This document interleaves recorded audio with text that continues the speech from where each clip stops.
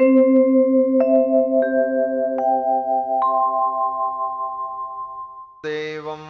कंसचाणूरमर्दनं देवकी परमानन्दं कृष्णं वन्दे जगद्गुरुं। कृष्णाय वासुदेवाय हरये परमात्मने प्रणतक्लेशनाशाय गोविन्दाय नमो नमः। जन्माद्यस्य यतोऽन्वयादितरतश्चार्थेष्वभिज्ञस्वराट् तेने ब्रह्महृदाय आदिकवये मुह्यन्ति यत्सूरयः। तेजो वारिमृदां यथा विनिमयो यत्र त्रिसर्गो मृषा धाम्ना स्वेन सदा निरस्तकुहकं सत्यं परं धीमहि। निगमकल्पतरोर्गलितं फलं शुकमुखादमृतद्रवसंयुतं पिबत भागवतं रसमालयं मुहुरहो रसिका भुवि भावुकाः।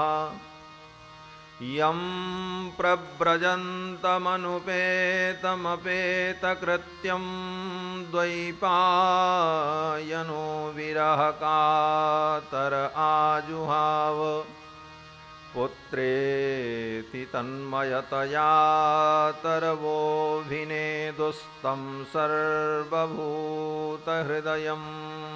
मुनिमानतोऽस्मि। व्यासं वसिष्ठनप्तारं शक्तेः पौत्रमकल्मषं पराशरात्मजं वन्दे शुकतातं तपोनिधिं। व्यासाय विष्णुरूपाय व्यासरूपाय विष्णवे नमो वै ब्रह्मनिधये वासिष्ठाय नमो नमः। अचतुर्वदनो ब्रह्मा द्विबाहुरपरो हरिः अभाललोचनः शम्भुर्भगवान् बादरायणः। यस्य स्मरणमात्रेण जन्मसंसारबन्धनात् विमुच्यते नमस्तस्मै विष्णवे प्रभविष्णवे। ज्ञानानन्दमयं देवं निर्मलस्फटिकाकृतिम् आधारं सर्वविद्यानां हयग्रीवमुपास्महे। लक्ष्मीनाथसमारम्भां नाथयामुनमध्यमाम् अस्मदाचार्यपर्यन्तां वन्दे गुरुपरम्पराम्। यो नित्यमच्युतपदाम्बुजयुग्मरुक्मव्यामोहतस्तदितराणि तृणाय मेने अस्मद्गुरोर्भगवतोऽस्य दयैकसिन्धो रामानुजस्य चरणौ शरणं प्रपद्ये। अस्मत्परमगुरुभ्यो नमः। अस्मत्सर्वगुरुभ्यो नमः। श्रीमते श्रीभाष्यकाराय नमः। श्रीपराङ्कुशपरकालयतिवरवरवरप्रतिवादिभीकरगुरुभ्यो नमः। श्रीजानकीकान्तस्मरणं श्रीराधाकान्तस्मरणं सन्तपूर्वाचार्या सहायाः सन्तपूर्वाचार्या सहायाः। बोलिए श्री वृंदावन बिहारी लाल की। श्रीमद्भागवत ज्ञान यज्ञ की। श्री शुकदेव भगवान की। श्री वेदव्यास भगवान की जय जय। श्री राधे श्याम। भगवान श्री हरि की पावन कथा का हम सभी लोग श्रवण लाभ प्राप्त करें, उसके पूर्व मन और वाणी को पवित्र करने के लिए भगवान नाम संकीर्तन श्रद्धा भक्ति के साथ कर लें। पश्चात कथा का आस्वादन करेंगे। हरि भजन बिना सुख शांति नहीं, हरि भजन बिना सुख शांति नहीं। श्रीमन्नारायण नारायण नारायण। भगवान जब जीव पर विशेष कृपा करते हैं तो जीव को सत्संग का सौभाग्य प्राप्त होता है, और सत्संग में आकर संसार से धीरे धीरे वैराग्य होता है। हमारे आचार्य जन कहते हैं कि सत्संगात् भव निस्पृहो गुरमुखात् श्रीशं प्रपद्यात्मवान्। सत्संग में आकर के जीव जब ज्ञान की बातों को सुनता है, तत्व की बातों को सुनता है, तो इसे संसार की असारता का बोध हो जाता है। संसार क्या है? लेकिन नाम तो इसका संसार है। संसार का अगर अर्थ किया जाए तो सम्यक रूप से सार जिसमें हो उसको कहते हैं संसार। लेकिन नाम तो संसार है, लेकिन ये असार है, इसीलिए इस संसार को सागर कहा गया है, भव सागर। संसार की उपमा भव सागर से दी गई। क्यों? बोले सागर की जो जो विशेषताएं हैं वो सब इस संसार में है। सागर की विशेषता क्या है? बोले समुद्र के एक किनारे पर आप खड़े हो जाओ तो एक किनारे पर जहां आप खड़े हो वो किनारा तो दिखता है, लेकिन दूसरा किनारा नहीं दिखता है, लेकिन होता जरूर है। दिखता नहीं, लेकिन दूसरा किनारा होता है। उसी प्रकार संसार में, इस संसार सागर के दो किनारे हैं, एक मृत्यु और एक जन्म। तो जन्म का किनारा तो हमें दिखता है, लेकिन मृत्यु का किनारा नहीं दिखता। जन्म मृत्यु इन दो किनारों के बीच में ही तो संसार है, लेकिन जन्म रूपी किनारे पर हम खड़े हैं, मृत्यु का किनारा हमें दिखाई नहीं पड़ता। सागर की दूसरी विशेषता है कि सागर में अनेक प्रकार के जीव होते हैं। जो मजबूत होता है वो कमजोर को खा जाता है। वही स्थिति संसार में है। जो प्रबल है वो कमजोर को दबा देता है, उसका दमन कर देता है। सागर में बड़ी बड़ी लहरें उठती हैं, कभी कभी वो लहरें आकाश को छूती हुई दिखाई पड़ती हैं और कभी वो नीचे चली जाती हैं। यही हमारे जीवन में होता है। कभी हम बहुत ऊंचाई को प्राप्त कर लेते हैं और कभी हमारा पतन हो जाता है। इतना ही नहीं, सागर में जल बहुत सुंदर है। कहीं मिट्टी नहीं दिखाई पड़ेगी समुद्र में। नदियों में तो मिट्टी भी दिखती। समुद्र के जल में कहीं आपको मटमैलापन नहीं दिखाई पड़ेगा, निर्मल जल दिखता है, लेकिन पीने लायक नहीं होता। एक घूंट भी पियो तो मुंह खारा हो जाए। उसी प्रकार ये संसार देखने में तो बड़ा सुंदर लगता है, लेकिन इस संसार को अगर पियोगे तो ये तुम्हें खट्टा ही लगेगा, ये दुख ही देगा। इसीलिए इसको सागर कहा, संसार सागर। और इस संसार सागर से, भव सागर से पार जाने का उपाय क्या है? तो गोस्वामी तुलसीदास जी महाराज कहते हैं कि भगवान की कथा ही संसार सागर से पार करने वाली नाव का है। इस नाव पर अगर बैठ जाओ तो संसार सागर से पार हो जाओ। भव सागर चह पार जो पावा, भव सागर चह पार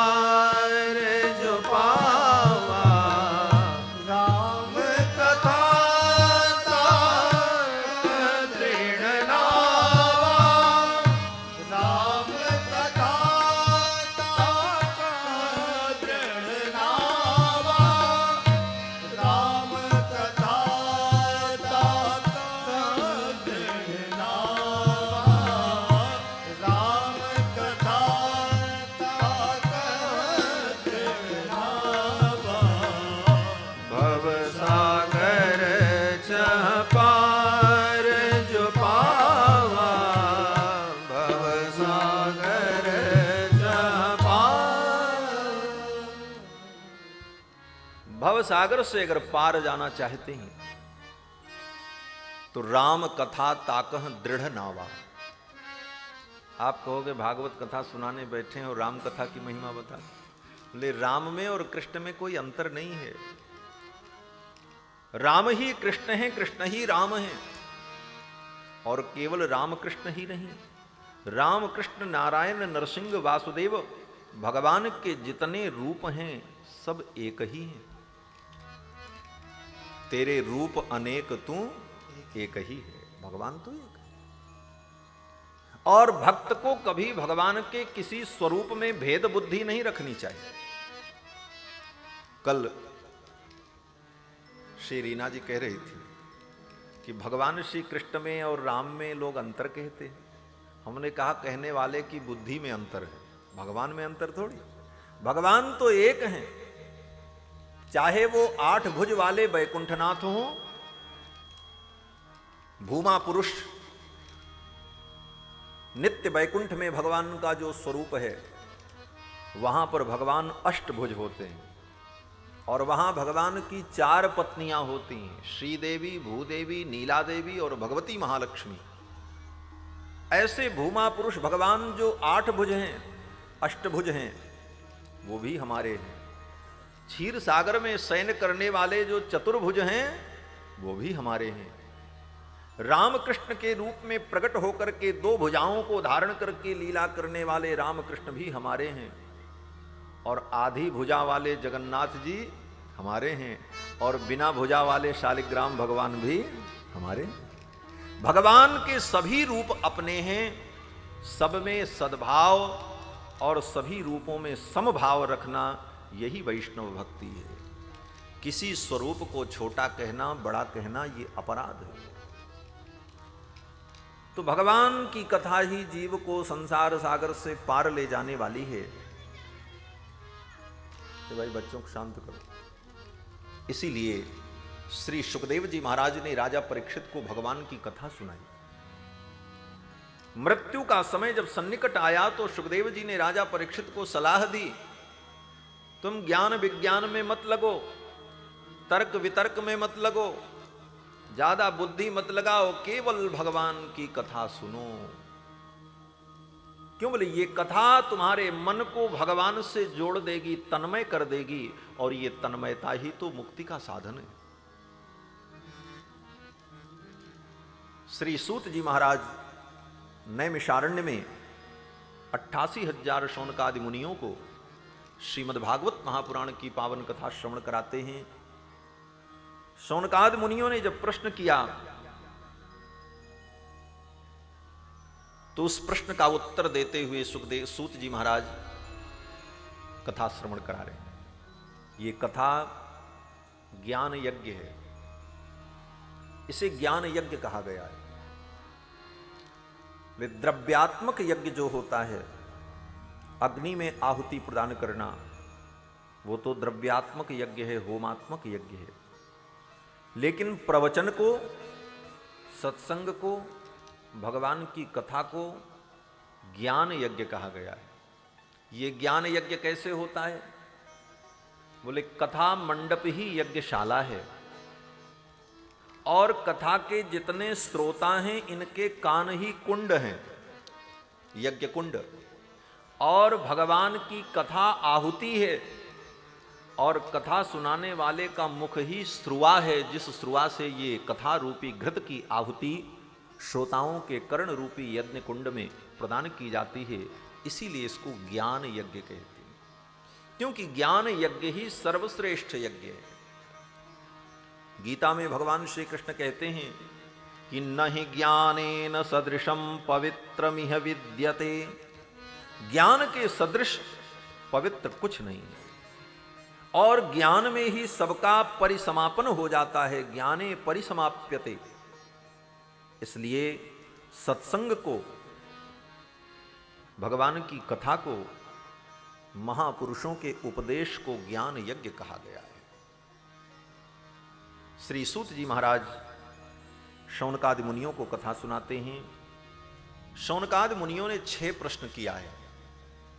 पहला प्रश्न किया किम श्रेयः, श्रेय क्या है? श्रेय माने कल्याणतम, परम कल्याण क्या है? दूसरा प्रश्न किया कि शास्त्र सारह कह, सभी शास्त्रों का सार क्या है? तीसरा प्रश्न किया शौनकादि मुनियों ने, स्वावतार प्रयोजनम, भगवान के अवतार का प्रयोजन क्या है? भगवान अवतार क्यों लेते? तीसरा प्रश्न किया किम कर्म केवताराश्च,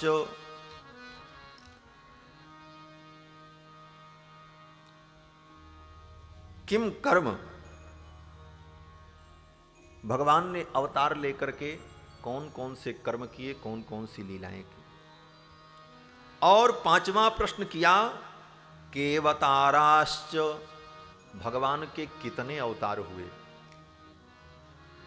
और छठवां प्रश्न किया है धर्म कः शरणम गतः, धर्म किसके शरण में रहता है, धर्म का रक्षक कौन है, धर्म किसके आश्रय में रहता है। ये 6 प्रश्न जब शौनक जी ने किया तो इन्हीं प्रश्नों के उत्तर में श्री सूत जी महाराज ने भागवत की कथा सुनाई। श्री सूत जी महाराज कहते हैं कि हे शौनकादि मुनियों, तुमने जो ये प्रश्न किया है अति अद्भुत प्रश्न है, और अब मैं तुम्हें भगवान की पावन कथा श्रवण कराऊंगा। सारे शास्त्रों में श्रेय भगवान की भक्ति है, और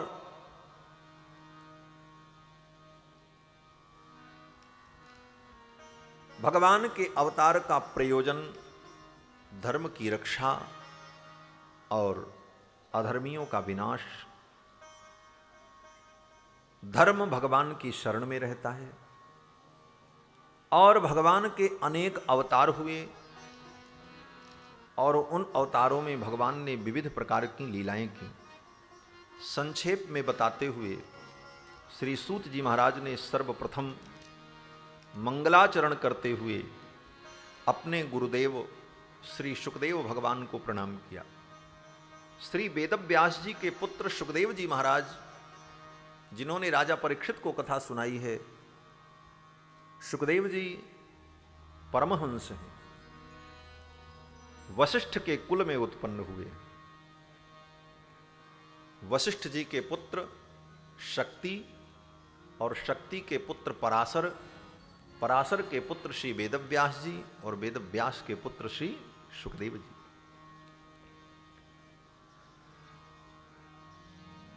पराशरात्मजम वंदे शुकतातम तपोनिधिम। तो वशिष्ठ के वंश में उत्पन्न होने वाले श्री सुखदेव भगवान जन्मजात योगी हैं। 12 वर्ष तक तो इन्होंने गर्भ से जन्म ही नहीं लिया, 12 वर्ष तक मां के गर्भ में ही ऐसे योगी। क्योंकि पूर्व जन्म में जब ये शुक थे तो भगवान शिव के द्वारा अमर कथा इन्होंने सुनी थी। भगवान शंकर ने इन्हें मारने का प्रयत्न किया, लेकिन सुखदेव जी वेदव्यास जी की पत्नी के गर्भ में प्रविष्ट हो गए, और 12 वर्ष तक वेदव्यास जी की पत्नी के गर्भ में रहे, पिंगला देवी के गर्भ में। एक दिन वेदव्यास जी ने कहा, बेटा कब तक तू अपने मां को दुख देगा, अब तो बाहर आ जा। तेरी मां 12 वर्ष से तुझे ढो रही है। तो गर्भ में बैठे हुए सुखदेव जी ने कहा, पिताजी मैं यहीं ठीक हूं। बोले क्यों? बोले यहां भगवान की माया नहीं है, बाहर आते ही भगवान की माया पकड़ लेगी मुझे। ये भगवान की माया बड़ी कठिन है। दैवी हेषा गुणमयी मम माया दुरत्यया। स्वयं भगवान कृष्ण कहते हैं, अर्जुन ये मेरी माया बड़ी दुरत्या है, बड़ी कठिन है। बोले इससे बचने का उपाय भी है? तो भगवान कहते हैं कि मामेव ये प्रपद्यन्ते माया मेताम तरन्ति ते। जो मेरी शरण में आ जाते हैं वो इस माया से तर जाते हैं। अर्जुन ने कहा, महाराज माया आपकी और आपकी शरण में जाएं तो तब तो और फंस जाएंगे, क्योंकि आपने ये माया फैलाई। तो मानो भगवान कहते हैं कि जैसे मछली पकड़ने वाला व्यक्ति जाल को लेकर के नदी के तट पर खड़े होकर के जोर से फेंकता है, अब जो मछलियां भागने का प्रयास करती हैं वो उसी जाल में फंस जाती हैं, लेकिन जो मछली उस जाल फेंकने वाले मछुआरे के पैर के पास खेलती रहती हैं वो उस जाल में नहीं फंसती। सुखी मीन जे नीर अगाधा, जिमि हरि शरण न एकहूं बाधा। भगवान की शरण में रहने पर माया का कोई बाध नहीं होता है। माया उसी को पकड़ती है जो मायापति के चरण को छोड़ करके अन्यत्र आश्रय लेता है। वेद व्यास जी ने कहा, बेटा तू चला, माया तेरा कुछ नहीं कर पाएगी। सुखदेव जी ने कहा, मुझे कोई भरोसा नहीं, ये जिसकी माया है उसको बुलाओ और वो कह दे कि मेरी माया का कोई असर नहीं होगा, तब मैं आऊंगा। तो श्री वेद व्यास जी महाराज तो भगवान के अंश हैं। वेद व्यास जी ने भगवान का ध्यान किया, भगवान कृष्ण आए और भगवान कृष्ण ने कहा, सुखदेव तुम परमहंस हो, मेरी माया का तुम्हारे ऊपर कोई प्रभाव नहीं होगा। और भगवान के आश्वासन को सुन करके तब श्री सुखदेव भगवान मां के गर्भ से बाहर आए, लेकिन बाहर आने के बाद भी रुके नहीं। सुखदेव जी ने सोचा कि अगर हम रुके तो कहीं माया न मुझे पकड़ ले, इसलिए जन्म लेते ही सुखदेव जी महाराज जंगल की ओर चल पड़े। यम प्रव्रजन्तमनुपेतमपेत कृत्यम द्वैपायनो विरह कातर आजुहाव। पुत्रेति तन्मयतया तरवो विनेदुस्तं सर्वभूत हृदयं मुनिमानतोस्मि। यम प्रव्रजन्तमनुपेतमपेत कृत्यम, सारे कृत्यों को, सारे कर्मों को अपेत्य छोड़कर सुखदेव जी महाराज जंगल की ओर चल पड़े। यहां तक कि नाल काटने का भी अवसर नहीं दिया।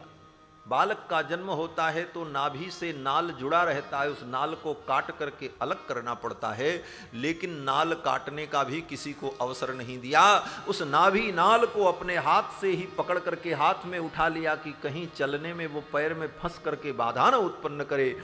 और सुखदेव भगवान कृष्ण का स्मरण करते हुए वन की ओर चले गए। वेद व्यास जी पीछे पीछे दौड़ने लगे, बेटा रुक जाओ रुक जाओ। पुत्रेति तन्मयतया तरवो विनेदुः। बड़ी सुंदर चर्चा है कि सुखदेव जी जब जा रहे थे, वेद व्यास जी पीछे पीछे दौड़ रहे थे, पुत्र रुक जाओ रुक जाओ। आगे एक सरोवर था, उस सरोवर में कुछ स्त्रियां स्नान कर रही थीं। सुखदेव जी महाराज दिगंबर, शरीर पर एक भी वस्त्र नहीं, परमहंस।